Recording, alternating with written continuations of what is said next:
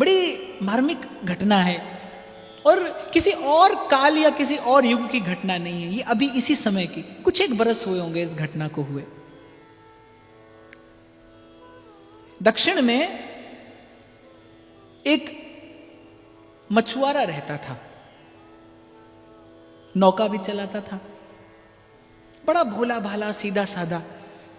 जैसा मैंने कहा ना कि कभी कोई भोला भाला सीधा साधा एक प्रभु के नाम का आश्रय ले ले तो उस पार पहुंच जाता है। बहुत भोला, बहुत सीधा, कुछ नहीं जानता, पूजा न जानू, अर्चन न जानू, मेरे प्रभु में बंधन न जानू, कुछ नहीं जानता, केवल अपने प्रभु का नाम जानता है। यहां साचो तेरो नाम रे। और कलयुग में तो भाई नाम के अतिरिक्त कुछ भी शुद्ध नहीं है। मैं भी शुद्ध नहीं, आप भी शुद्ध नहीं, भोजन शुद्ध नहीं, आहार शुद्ध नहीं, व्यवहार शुद्ध नहीं, विचार शुद्ध नहीं, कुछ भी शुद्ध नहीं। एक भगवान का नाम शुद्ध है, उसमें अभी तक कोई मिलावट नहीं हुई और होने की संभावना भी नहीं है।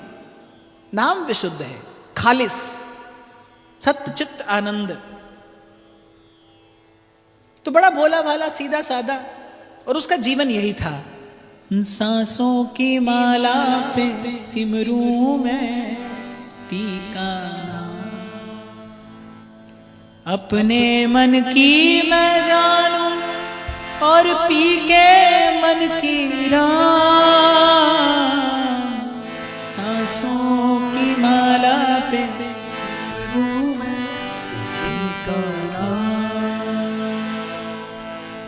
अपना नाम रटता है, ये भी खबर नहीं कि कभी प्रभु उत्तर देंगे कि नहीं। अपने मन की मैं जानूं और पी के मन की राम।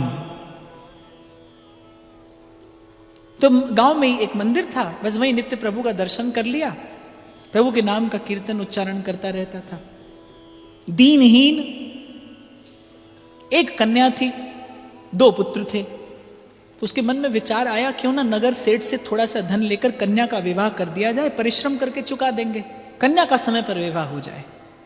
तो सेठ से थोड़ा सा धन ले लिया और कन्या का विवाह कर दिया, और थोड़ा थोड़ा धन एकत्रित करके सेठ जी को कर्जा चुका भी दिया। सेठ जी के मन में पाप आ गया। सेठ जी ने देखा भाई पढ़ा लिखा तो है नहीं, तो रसीद के स्थान पर उसको कागज का कोई और टुकड़ा पकड़ा दिया। और कुछ काल के बाद सेठ जी ने अदालत में मुकदमा कर दिया कि इस व्यक्ति ने नियत समय पर हमारा धन नहीं लौटाया। जज के सामने हाजिर हुआ। जज ने कहा कि तुमने इनसे धन लिया था? जी लिया था। लौटाया? जी लौटा दिया। सेठ जी तो कह रहे हैं लौटाया नहीं। बोले हमने तो लौटा दिया। जज ने कहा रसीद दी होगी सेठ जी ने? बोले हाँ साहब रसीद तो दी, पर वो रसीद तो थी नहीं। सेठ जी ने तो कोई और कागज थमा दिया था। उनके मन में पाप आ गया भोला मन देखकर। तो जज ने देखा कि रसीद तो ये है नहीं। तो जज साहब ने पूछा कि जब तुमने रुपया लौटाया तो वहां पर कोई था? बोले हमारे साथ तो बस हमारे गोपाल जी रहते हैं, वही थे। तो जज साहब ने कहा कौन गोपाल जी? बोले उन्हें हम जानते हैं। बोले कहां रहते हैं? बोले जहां हम रहते हैं। तुम कहां रहते हो? बोले जहां गोपाल जी रहते हैं। तो जज को लगा कि भाई ये व्यक्ति इतना भोला है। तो जज के मन में जाने क्या आई, जज ने गोपाल जी के नाम पर सम्मन जारी कर दिया। उसकी बात मान के कि ठीक है, अगर तुम कहते हो कि जब तुमने रुपया लौटाया था तो उस समय साक्षी के रूप में गोपाल जी थे, तो गोपाल जी आकर साक्षी दे देंगे। गोपाल जी के नाम पर सम्मन जारी कर दिया। अब जब सम्मन लेकर वो कोर्ट का मुलाजिम पहुंचा गांव में, तो बहुत जगह पर पूछा भाई गोपाल जी कहां रहते हैं, गोपाल जी कहां रहते हैं। अब गोपाल जी का छोटा सा मंदिर था गांव में। एक व्यक्ति ने संकेत कर दिया, बोले गोपाल जी वहां रहते हैं। पुजारी बाहर बैठा था। मुलाजिम ने पूछा, बोले गोपाल जी यहीं रहते हैं? बोले हाँ यहीं रहते हैं। बोले उनके लिए कुछ आया है? अब भगवान के लिए भक्त भेंट भेजते ही रहते थे। फिर इसने दिया कोर्ट का सम्मन। पुजारी बड़ा प्रसन्न हुआ, भीतर गया, कहा प्रभु भांति भांति की भेंट आई होंगी आपके लिए आज तक, आज ये कोर्ट से सम्मन आया है, आपके चरणों में निवेदन करता हूं। उसके बाद जब पुजारी को पूरी घटना का पता चला तो पुजारी उस नाविक को, उस भोले भाले भक्त को जानता था। जब वो तारीख आई, पुजारी ने सुबह भगवान का श्रृंगार किया, भोग लगाया, आरती की और नेत्रों में जल भरकर प्रभु से कहा कि प्रभु जाइएगा अवश्य, उसका आपके अतिरिक्त और कोई नहीं है। भक्त की लाज रखिएगा और कोर्ट में जाइएगा अवश्य, स्वीकार करिएगा ये विनती, क्योंकि उसका आपके अतिरिक्त और कोई नहीं है। तारीख आई, आवाज पड़ी, जज ने आवाज लगाई, गोपाल जी हाजिर हो। एक बूढ़ा सा व्यक्ति, मैले कुचैले वस्त्र थे, कमर झुकी थी, कटघरे में आकर खड़ा हो गया। जब इसने रुपए लौटाए, आप थे? बोले जी मैं था। रुपए लौटाए? हाँ जी बिल्कुल लौटाए। रसीद कहाँ है? उन्होंने कहा भेज दीजिए अपने सिपाहियों को, सेठ जी के यहां अमुक अलमारी में और अमुक बही खाते में रसीद रखिए, जाकर देख लीजिए। अब सेठ जी कांपे डर के मारे कि भाई इस व्यक्ति को कैसे खबर कि मैंने रसीद वहां रखी थी। अब जब सिपाही गए और उन्होंने खोजा तो रसीद वहीं रखी थी। जज के सामने लाकर रसीद दे दी गई। गवाही देकर देने वाला चला गया। जज ने बुलाया उसे, क्योंकि जज बहुत प्रभावित हुआ इस घटना से। जज ने बुलाया उस व्यक्ति को, बोले ये गोपाल जी कौन है? बोले हमारे हैं। तुम कौन हो? बोले हम गोपाल जी के हैं। कहां रहते हो? जहां गोपाल जी रहते हैं। गोपाल जी कहां रहते हैं? जहां हम रहते हैं। ये सब लीला कैसे हुई? बोले गोपाल जी जाने, हम कुछ नहीं जानते। जज ने बहुत सारे प्रश्न किए, और वो व्यक्ति केवल एक उत्तर देता है कि गोपाल जी जानते हैं, हम नहीं जानते। गोपाल जी जानते हैं, हम नहीं जानते। जज ने बहुत विचार किया, और जब जज ने उस मुलाजिम से पूछा कि तुम सम्मन देने कहां गए थे, तो उसने कहा कि और कोई गोपाल जी तो गांव में मिले नहीं। गोपाल जी का एक छोटा सा मंदिर था। पुजारी ने कहा गोपाल जी यहीं रहते हैं, मैं सम्मन उसके हाथ में देकर चला आया। अब जज को सारी घटना समझ में आई। मेरे ख्याल से मध्याह्न का समय रहा होगा। जज अपना कार्य कर रहे थे।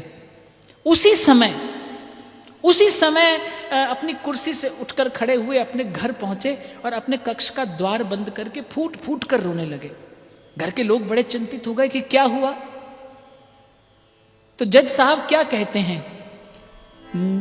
शुक शारद नारद शेष महेश दिनेश के ध्यान ना आते रहे। जो किसी के ध्यान में नहीं आते। सुख सारद नारद शेष महेश दिनेश के ध्यान ना आते रहे। वही आज कभी अदालत में किवटा के गवाह कहाते रहे। फूट फूट कर रोए जज साहब और गए। अरे घर के लोग पूछे तो अच्छा ही तो हुआ कि भगवान आए, भगवान का दर्शन हुआ। सोई आज अदालत में किवटा के गवाह कहाते रहे।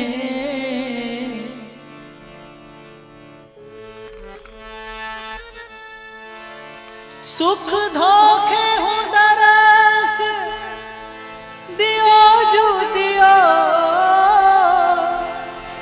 दुख ने कहो नाही जो जाते रहे।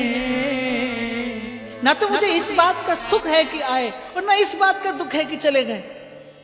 सुख धोखे हूँ दरस दियो जो दियो, दुख ने कहू नाही जो जाते रहे। अरे घर के पूछते फिर रोते क्यों? रोने का कारण क्या है? मैं कुर्सी पे बना जज बैठा रहा, जगदीश खड़े समझाते रहे, मैं कुर्सी।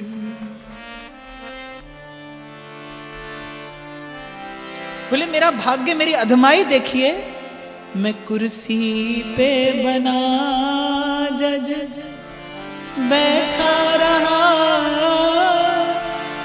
जगदीश खड़े समझाते रहे। कहते उसी दिन वृंदावन आ गए जज, नौकरी से त्याग पत्र दिया, उसी दिन वृंदावन आ गए और कभी श्री ठाकुर जी के सन्मुख नहीं हुए, कभी श्री ठाकुर जी के सन्मुख नहीं हुए। जब मंदिर में दर्शनों का विश्राम हो जाता था, तब मंदिर के प्रांगण में आकर एक बार लोट लगा लेते थे कि प्रभु आपके भक्तों की चरण रज मिल जाए, क्योंकि आपके सन्मुख आने योग्य मैं नहीं हूं। ऐसा पाप मैंने किया है कि आप मेरे सन्मुख आए और मैं कुर्सी पे बना जज बैठा रहा, जगदीश खड़े समझाते रहे। उनका स्थान है वृंदावन में, आज भी आप जाइए कभी दर्शन करिएगा। जज स्वामी के नाम से विख्यात हुए। इसीलिए मैंने आपको कहा बाप कोई पुरानी घटना नहीं है, अभी अभी की घटना है, अभी अभी की घटना है। ऐसा भगवान का स्वभाव है जो एक बार अन्य सब आश्रित छोड़कर आश्रित हो जाए उनके नाम के, उनके चरणों के। जिमी बालक राखे महतारी, करम सदा तिनकी रखवारी। ये भगवान का प्रण है। जो सभीत आवा सरनाई, राखहु ताहि प्राण की नाई। जो सभी तो ऐसा प्रभु का स्वभाव, और ऐसे रसिक किशोर प्रभु जिन न भजे चितलाए। सोई है गमार जिस कियो नहीं प्यार, और नहीं पायो दरबार या नंद के कुमार को।